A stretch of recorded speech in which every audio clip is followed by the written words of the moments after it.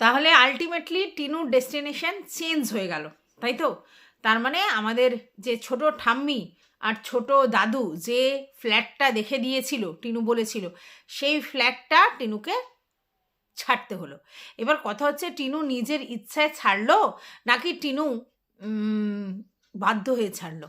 এটা কিন্তু একটা বড় কোশ্চেন। আচ্ছা, এবার অনেকেই বলছে যে তুমি কেমন মা, ছেলেকে ছেড়ে যখন এসেছিলে তখন তোমার চোখের জল বেরোয়নি, আর এখন আজকের ডেটে তোমার ফ্ল্যাট ছাড়তে এত কষ্ট হচ্ছে, চোখের জল বেরোচ্ছে।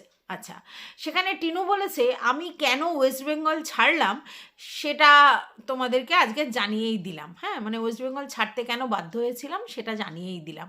তো সেখানেও অনেকে বলেছে যে ওয়েস্ট বেঙ্গল যদি তুমি ছাড়ো, যে তোমার পিছনে কেউ ধাওয়া করবে, তোমাকে কেউ ফলো করবে, তোমাকে সবাই চেনে, সেই জন্য তোমার ওখানে ব্যতিব্যস্ত হয়ে যাবে, তাহলে তুমি সোশ্যাল মিডিয়ায় আছো কেন? সোশ্যাল মিডিয়ায় থাকলেও তো তোমাকে সবাই চিনে যাবে, চিনে ফেলবে। তো তোমার চেনার যখন প্রবলেম, তাহলে তুমি সোশ্যাল মিডিয়াতে আছো কেন? এরকম অনেক প্রশ্ন উঠছে। আচ্ছা, তারপরে বলা হচ্ছে যে তোমার তো পায়ে সর্ষে দেয়া আছে, তুমি তো এক জায়গায় মানে বসতি স্থাপন করতে পারো না, এখানে 2 মাস ওখানে 4 মাস এই করে করে তুমি জীবন কাটাও, আলটিমেটলি তুমি একটা যাযাবর লাইফ কাটাও। তো এরকম অনেক কথাই ওকে বলছে। তো প্রত্যেকটা জিনিসের আমার যেটা ক্ল্যারিফিকেশন মনে হচ্ছে, তো সেটাই তোমাদের সঙ্গে আলোচনা করতে এসেছি। তো চলো, welcome back to my channel. আশা করছি তোমরা সবাই খুব ভালো আছো, আর আমিও খুব ভালো আছি নতুন একটা ভিডিওর সাথে। আমি রুনা লাইফস্টাইল থেকে। প্রথম বলি যে ও ওয়েস্ট বেঙ্গল কেন ছাড়তে বাধ্য হলো, এই কথাটা ও বলেছে। এটা তো ঠিকই যে ও ওয়েস্ট বেঙ্গল ছাড়তে বাধ্য হয়েছে, কারণ কেউ নিজের পরিবেশ, নিজের জায়গা ছেড়ে অন্য জায়গায় নিজেকে অ্যাডপ্ট করানোর চেষ্টা করে না।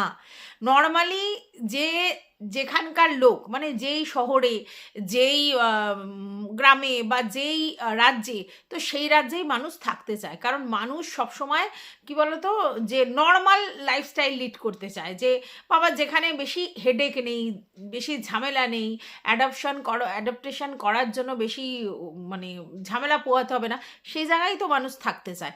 তাহলে টিনু কেন নিজের বাড়ি ঘরদোর ছেড়ে সুদূর দিল্লি, যেখানে কিনা ওর সেই অর্থে কেউ পরিচিতি নেই, সেই লেভেলের ওকে যে অনেক পরিচিতি আছে, গ্রাম আশেপাশের মানুষ, সেটা কিন্তু নেই, তারপরেও কেন এখানে চলে আসতে হলো? প্রথম কথা হচ্ছে, দেখো তোমরা কিন্তু জানো যে টিনু কিন্তু ভীষণ হুল্লোড়বাজ, হুল্লোড় করতে ভালোবাসে, অনেক লোকজনের মধ্যে থাকতে ভালোবাসে, মজা করতে ভালোবাসে, অনেক লোকজনের মধ্যে নিজেকে মানে আর কি মিলিয়ে ধরতে ভালোবাসে। তাহলে সেই টিনু সমস্ত নিজের লোক বা আশেপাশে যাদের সঙ্গে ওর সদ্ভাব ছিল তাদের সবাইকে ছেড়ে কেন চলে এলো? নর্মালি দেখো, ওর শ্বশুর বাড়ি থেকে যখন চলে এসেছে তখন একটা কারণ আছে, যে শ্বশুর বাড়িতে ওর পোষাচ্ছিল না, ওর সঙ্গে ওর মতের অমিল হচ্ছিল, অ্যাডজাস্টমেন্টের প্রবলেম হচ্ছিল, যাই হোক যেটাই হচ্ছিল, যে ভালোবাসার ব্যাপারটা ওদের মধ্যে ছিল না, মানে রোম্যান্স ব্যাপারটা ওদের মধ্যে ছিল না। তারপর ওদের মধ্যে যে ঝামেলা ঝঞ্ঝাট হয়েছে, সেখানে ও অ্যাডজাস্ট করে আর থাকতে পারছিল না ওর কথা অনুযায়ী। তো সেই জন্য ও একটা ভুল ডিসিশন নিয়েছে। কি ভুল ডিসিশন নিয়েছে? সেটা হচ্ছে ডিভোর্স না করে কারোর সঙ্গে রিলেশন করে তার সঙ্গে বেরিয়ে আসা, এটা। হ্যাঁ, এবার তোমরা বলবে ও তো ওর মায়ের সাথে বেরিয়ে এসেছে, ফ্যামিলির লোকের সঙ্গে বেরিয়ে এসেছে, তাহলে কি করে তুমি বলছো যে অন্য লোকের সঙ্গে বেরিয়ে আসা? না, ওইভাবে অন্য লোকের সঙ্গে ফিজিক্যালি ও বেরোয়নি, কিন্তু এটা তো ঠিক, সেই সময় ফোকলা যদি ভরসা না দিত, ফোকলা যদি সাপোর্টে না থাকতো, ফোকলা যদি ওই রকম স্বপ্ন না দেখাতো, তাহলে এত বড় স্টেপ কখনো টিনু নিতে পারতো না, যতই পরিস্থিতি খারাপ হোক। সেই হিসেবে আমি বলেছি কথাটা, ঠিক আছে?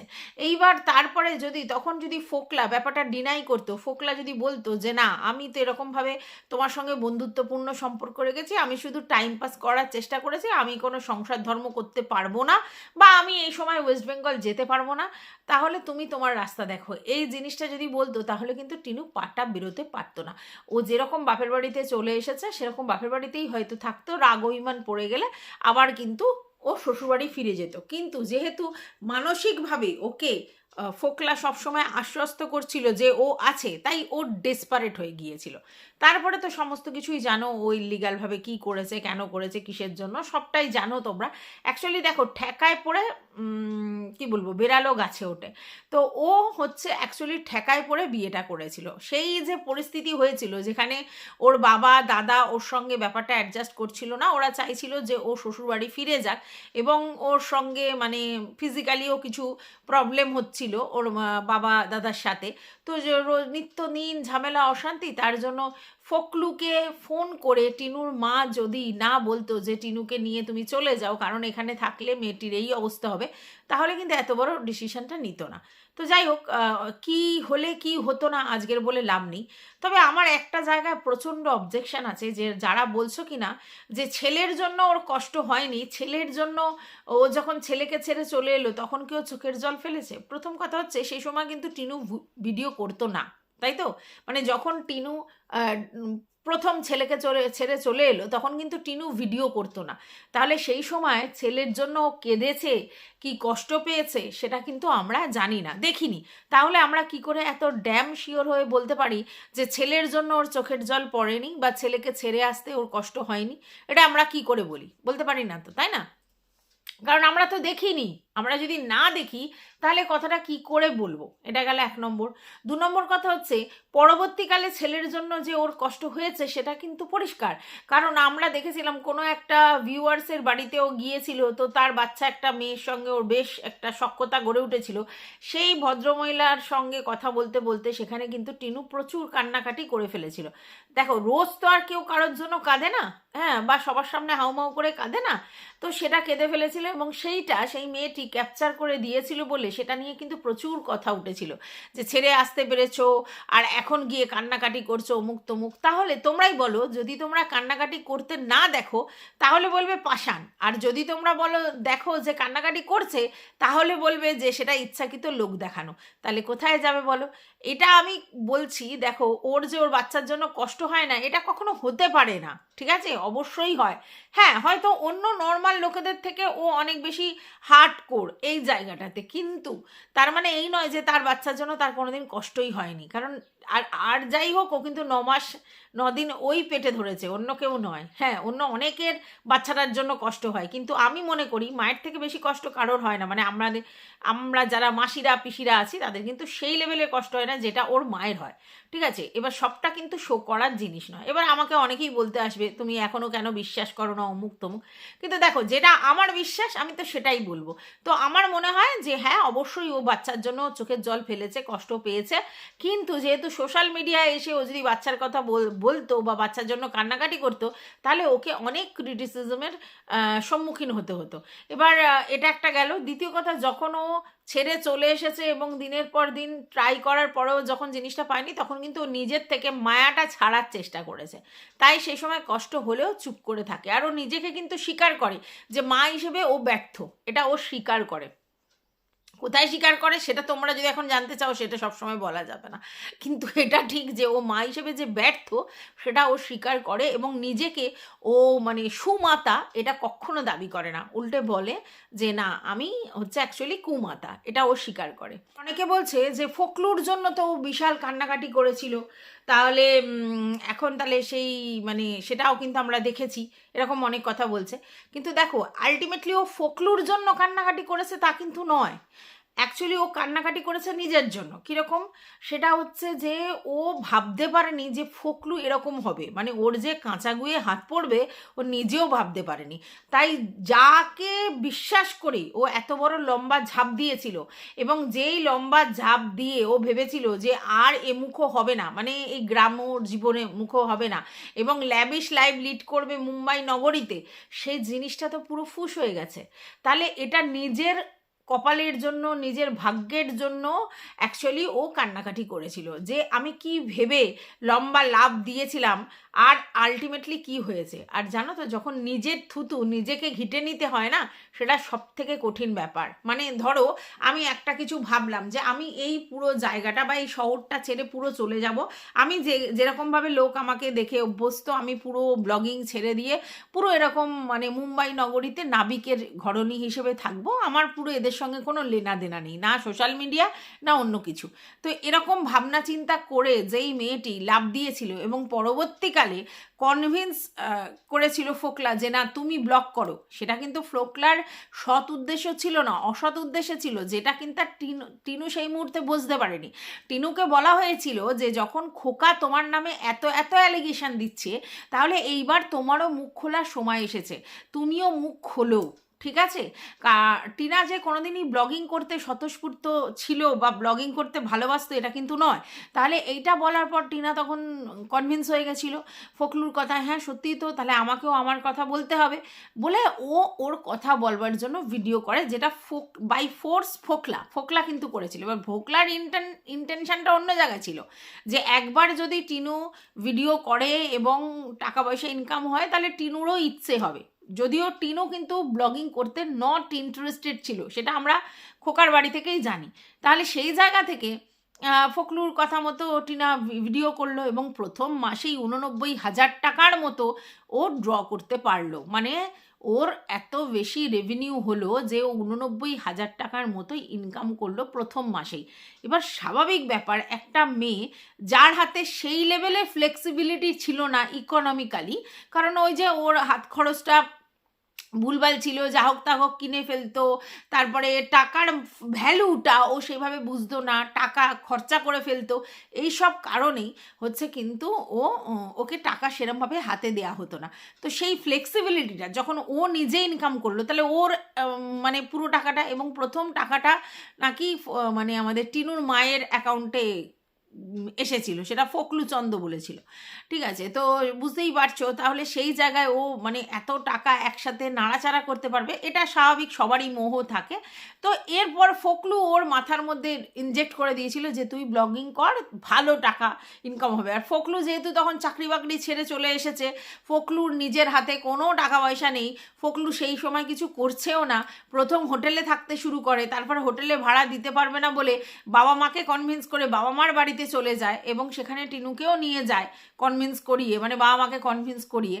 তো সেই রকম পরিস্থিতিতে যদি টিনু এরকম ইনকাম করে, তাহলে টিনু ফোকলুর কাছে ভ্যালু পাচ্ছে, প্লাস হচ্ছে ফোকলুর বাবা মার কাছে ভ্যালু পাচ্ছে, প্লাস হচ্ছে নিজের বাপের বাড়ির লোক সবার কাছে ভ্যালু পাচ্ছে। এইবার যেই মেয়েটা একটা ভ্যালুলেস অবস্থায় বাপের বাড়িতে এসেছিল এবং বাপের বাড়ি থেকে তাকে রীতিমতো খেদিয়ে দেওয়া হয়েছিল, ফোকলুর ঘাড়ে তুলে দেওয়া হয়েছিল, সেই মেয়েটা হঠাৎ করে টাকা ইনকাম করে যখন দেখছে মানি মেক্স লাভ, মানি মেক্স হাসি, হ্যাঁ মানে টাকাই হাসাচ্ছে, টাকাই ভালোবাসা দিচ্ছে, তো টিনু তখন ভাবলো যে ঠিকই তো আছে, আমি ব্লগিং করে যদি ইনকাম করতে পারি, সেই টাকায় যদি সবাই আমাকে তোয়া করে তাহলে ক্ষতি কী আছে, এটাই করতে লাগলো, এরমভাবেই চলতে লাগলো। তারপরে তো তোমরা জানো হাইড অ্যান্ড সিক, লুকোচুরি, শুক্রবার এখানে, শনিবার ওখানে, রবিবার এখানে, এসব অনেক কিছুই চললো। এইবার যখন ফোকলু তাকে পুরো গ্রিপ করতে শুরু করলো, মানে তার ফিনান্সিয়ালি গ্রিপ করতে শুরু করলো, এবং ফোকলু টিনুর উপার্জিত টাকাতে ফোকলু দাবিদার হতে চাইলো আর কি, যে না আমি যেমন বলবো তুমি সেরকম চলবে। তখন টিনু বললো দিয়ে তো মহা মানে সেই যে আমাকে খোকা হাজব্যান্ড এবং খোকা আমার ছেলের বাবা, তারপরেও কিন্তু খোকার আমার একটা মানে কমন ইন্টারেস্ট ছিল, সেটা হচ্ছে আমাদের সন্তানের ভবিষ্যৎ, আমাদের সন্তান প্লাস আমাদের বাড়ি ঘর দোর আমাদের নিজেদের। কিন্তু এ তো ফোকলু নিজে আমার টাকার উপর বাটপাড়ি করছে, আমার টাকা আমি কাকে দেবো, আমার মাকে দেবো কি বাবাকে দেবো কি আমি অন্য লোককে দেবো, কত টাকা দেবো সেই ব্যাপারে কৈফিয়ত নিচ্ছে, প্লাস আমার টাকা নিয়ে সে তো নিজের আয়েশ আরাম জিন্দেগি কাটাচ্ছে, প্লাস তার বাড়ি ঘরদোর করে নিচ্ছে, এবং তারপরে তার বাবার একটা কোনো কাজে তাকে টাকা দেয়া হয়, সেই টাকা টিনু যখন রিটার্ন চায় সেটা দেয়া হয় না। এরপর থেকেই টিনুর মাথা ঘুরতে থাকে এবং বুঝতে পারে আলটিমেটলি সেই এখানে ও পাপেট হয়ে গেছে এবং পয়সা ইনকাম করার মেশিন ছাড়া আর কিচ্ছু না, এসব ভালোবাসা হেনা তেনা কিছুই না। তবে হ্যাঁ, এইখানে অবশ্যই একজন চোখ খুলিয়েছেন, এটা অস্বীকার করার জায়গা নেই, সেটা হচ্ছে আমাদের বগদাদা ছিল বলেই ফোকলুর থেকে টিনু কিন্তু বেরিয়ে আসতে পেরেছে, না হলে এমনভাবে ওর মাথাটাকে হ্যাং করে রেখেছিল ফোকলু যে টিনু কিন্তু কখনোই ওখান থেকে বেরিয়ে আসতে পারছিল না। চাইছিল না তা নয়, যখনই প্রবলেম হচ্ছিল চাইছিল, কিন্তু চাইলেও বেরিয়ে আসতে পারছিল না। তো সেখানে বগদাদা অনেকটা সাহায্য করেছে। এমন অনেক জিনিস আমরা মানে ফিল করি যে হ্যাঁ আমরা ঠিক বুঝছি তো, ঠিক বলছি তো, অনেক সময় সেটাই যদি আরও একজন সেই ব্যাপারটা একই বোঝে তখন আমরা বুঝতে পারি, কনফিডেন্ট হই হ্যাঁ যে আমি ঠিক বুঝছি, ঠিক করছি। তো এই যাই হোক, সেইভাবে ফোকলুর থেকে ডিট্যাচ হলো, কিন্তু ফোকলু ওকে ডিট্যাচ হতে দিচ্ছিল না। ফোকলু ওর পায়ে পথে লেগেছিল, প্রত্যেকটা ফোন নাম্বার থেকে টিনুকে ফোন করতো, মানে বাড়ির, বন্ধুর, নিজের ফোন করতো, ইরিটেট করতো, আর নানা রকম গল্প, মানে ইমোশনাল কালোছিটি করতো। এবার টিনু ব্যাপার দেখো, একটা সময় কাটিয়েছে তো ইমোশনালি একটা ফিলিংস থেকেই যায়, এবং একটা সময় টিনুকে সেইভাবে ইরিটেট করতো, টিনু অনলাইন আছে কিনা, টিনু অন্য কারোর সঙ্গে গল্প করছে কিনা, টিনু অন্য কারোর সঙ্গে ঘুরছে কিনা, বেড়াচ্ছে কিনা, সব সময় টিনুকে ও মানে কি বলবো ফলো আপ করতো। এবং টিনু এটা একটা সময় ওর কাছে মানে অস্বস্তিকর লাগলো, মানে একটা মানে কি বলবো সব সময় যেন মনে হচ্ছে যে একটা চারিদিকে একটা মানে ওকে নজরে রাখা হচ্ছে, ঠিক আছে। এবার টিনু যখন কোথাও যাচ্ছে, ঘুরছে ফিরছে, বেড়াচ্ছে, সেখানেও ফলো আপ ছিল।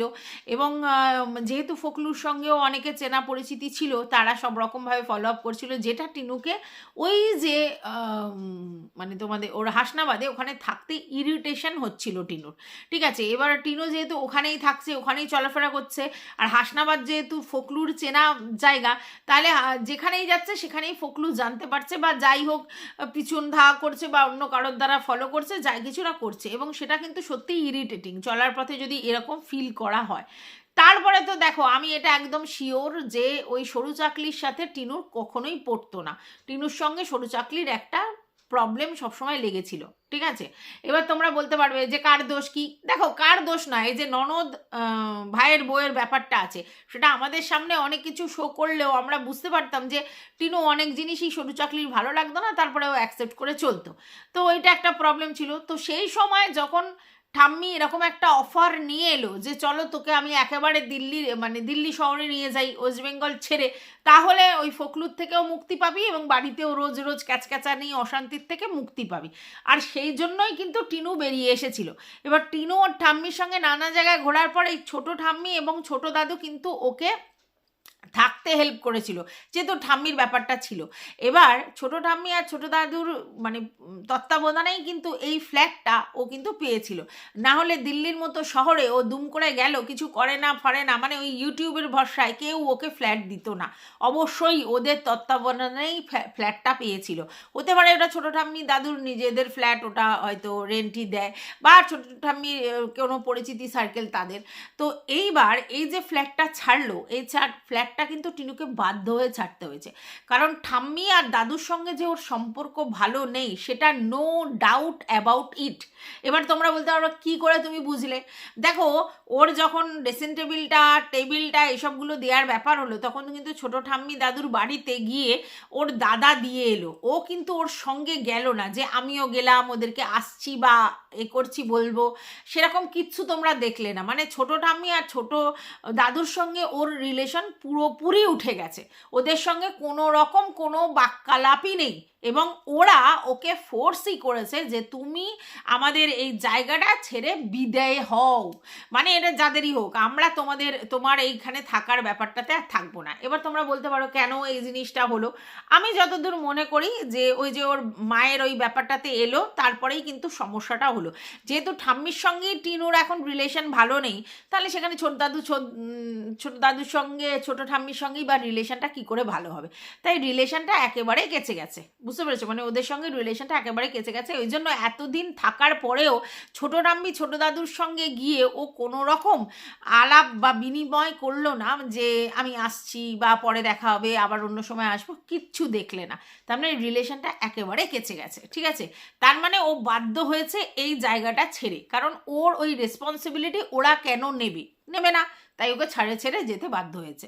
আর এই যে ও ওয়েস্ট বেঙ্গলটা ছেড়েছে সেটার পিছনে বেশিরভাগটা ফোকলু দায়ী, কারণ ও জানে যে কলকাতা শহরের মতো কোনো শহরেও যদি টিনু থাকতো, হ্যাঁ, প্রথম কথা হচ্ছে ওইখানে কে আছে ওর চেনা পরিচিতি যে ওকে ওইভাবে হেল্প করবে।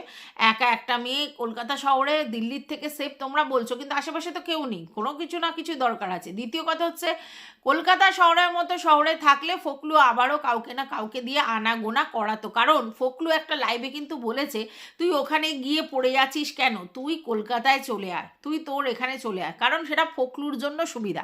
তাহলে এটা একদম কনফার্ম যে ফোকলুর জন্যই ও এই জায়গাটা পুরোপুরি ছেড়েছে, মানে আমাদের এই কলকাতা বা ওদের হাসনাবাদ যাই বলো।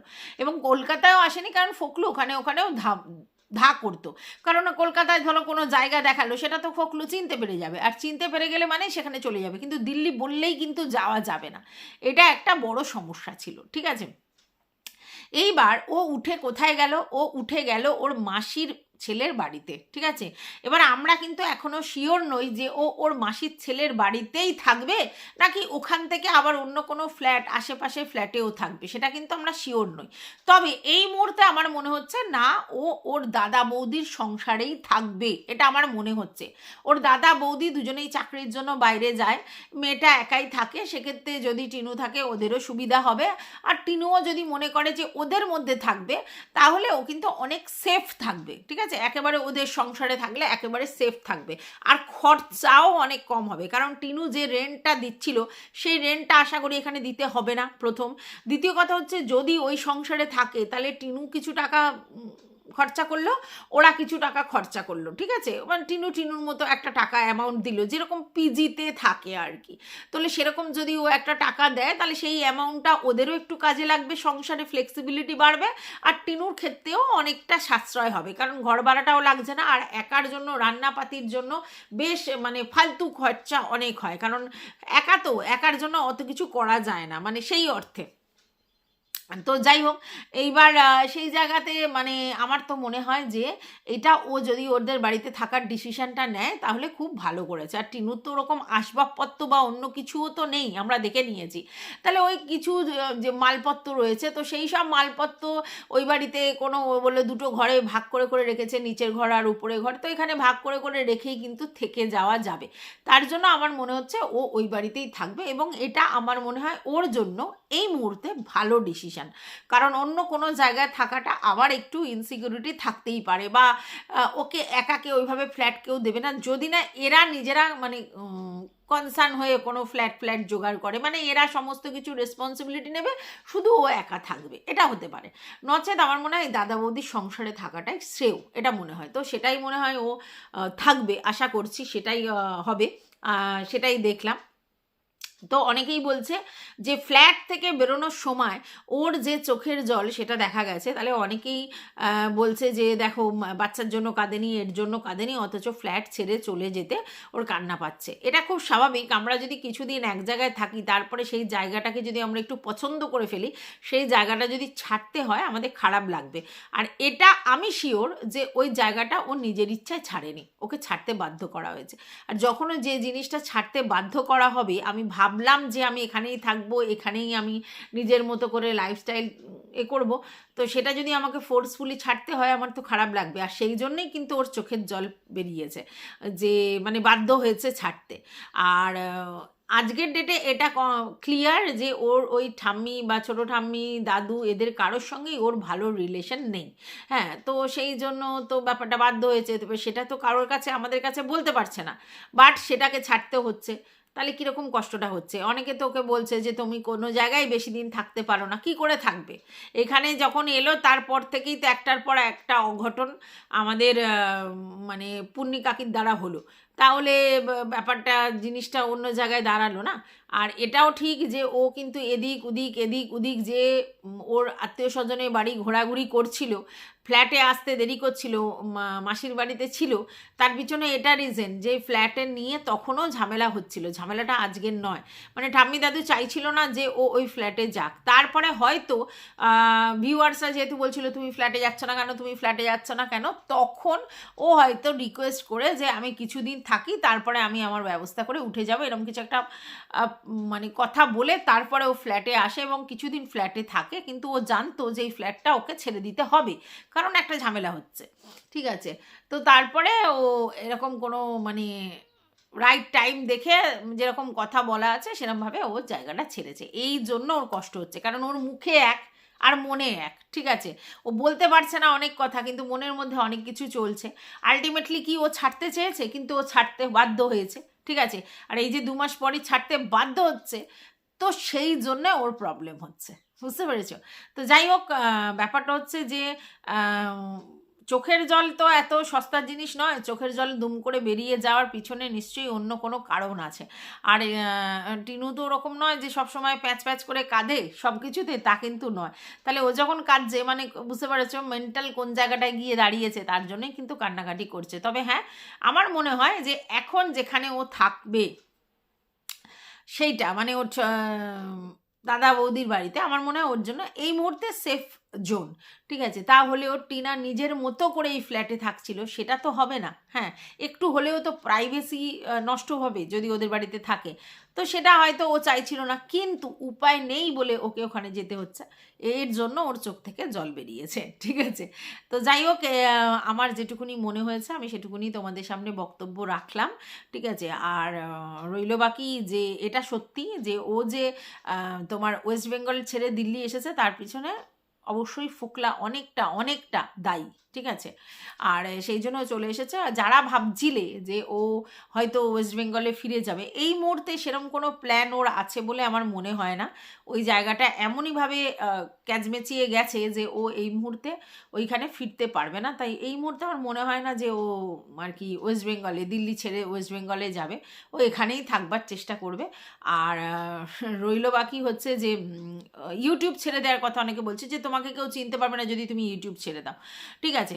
এবার তোমরা একটা জিনিস বোঝো, এই মুহূর্তে ওর অন্য সংস্থানের জায়গা কি? শুধুমাত্র ইউটিউবে ব্লগিং করা আর ওই ওর থ্রুতে প্রমোশনাল ভিডিও শ্যুট করা। তো এই মুহূর্তে ও যদি ওয়েস্ট বেঙ্গল ছেড়ে দেয়, ও মানে কি করে মানে সারভাইভ করবে? কারণ ইনকাম ওকে করতে হবে, বসিয়ে বসিয়ে খাওয়ানোর পজিশন কারণ নেই। পয়সা ইনকাম করলে তবেই ও খেতে পারবে, মানে খেতে পারবে মানে নিজেটা চালাতে পারবে। তাহলে সেক্ষেত্রে ও এখন ইউটিউব ছেড়ে দিয়ে কী করবে? মানে ওর কাছে কোনো অল্টারনেটিভ অপশান আছে? তাহলে তোমরা যে বলছো তোমাকে কেউ চিনবে না, তুমি ইউটিউব ছেড়ে দাও, এটা আমি বিশ্বাস করি যদি ওর মধ্যে ক্ষমতা থাকতো অন্য কিছু করে মানে নিজের গুজরান করার, তাহলে ও ইউটিউব ছেড়ে দিত। কারণ ইউটিউবে ব্লগিং করাটা কিন্তু ওর ইচ্ছার কাজ নয়, মানে ও যে খুব ভালোবাসে করতে তা নয়, এটা বাধ্য হয়ে করে। আর বাধ্য হয়ে করে তখনই মানুষ যখন অল্টারনেটিভ ওয়ে কোনো নেই, কারণ ও তো কোনো অন্য কিছু এডুকেশান নেয়নি, অন্য কোনো সেইভাবে চেষ্টা করেনি, অন্য কিছুই করতে পারে। তাই ব্লগিং ছাড়া ওর এই মুহূর্তে অন্য কোনো অপশান নেই, ব্লগিং প্রমোশনাল ভিডিও ছাড়া। তো কী করে এটা ইউটিউব ছাড়বে? ইউটিউবও ছাড়তে পারবে না। বাট কাছাকাছি কোনো কেউ এসে যে বিরক্ত করবে বা ফলো করবে সেই ব্যাপারটা যেন না হয়, তার জন্য ও ওই জায়গা ছেড়ে দিল্লিতে এসেছে। বোঝাতে পেরেছি নিশ্চয়ই। তো যাই হোক, এটুকুই ছিল আমার ভিডিওটা। তোমাদের যদি কিছু বক্তব্য থাকে কমেন্ট বক্স তোমাদের জন্য খোলা আছে। টাটা।